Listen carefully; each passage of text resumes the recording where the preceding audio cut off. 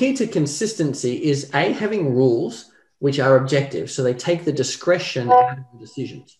Again, back to if A and B and C is true, you buy. If D or E is true, you sell.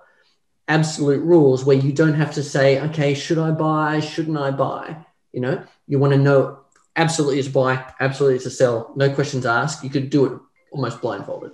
So that's the first thing. Second thing for consistency is testing those rules enough so that you have the confidence to keep following them.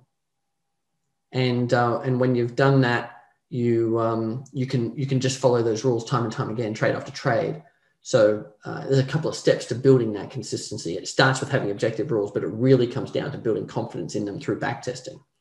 And when I talk about backtesting, I don't mean looking at the charts and saying, okay, well, that would be a buy and that would be a sell, and there's another buy and there's another sell.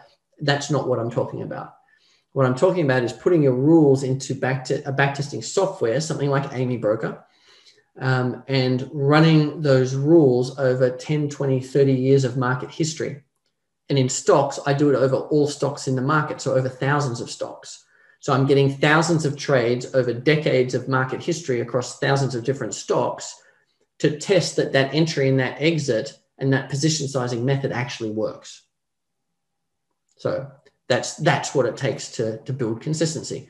And, you know, it takes some effort to do that, but it's far less effort than it is to blow up your account and then work in your day job to save more money and start a new account and blow that account up and then work in your day job again to save up more money and blow up that account and start again and so on and so on.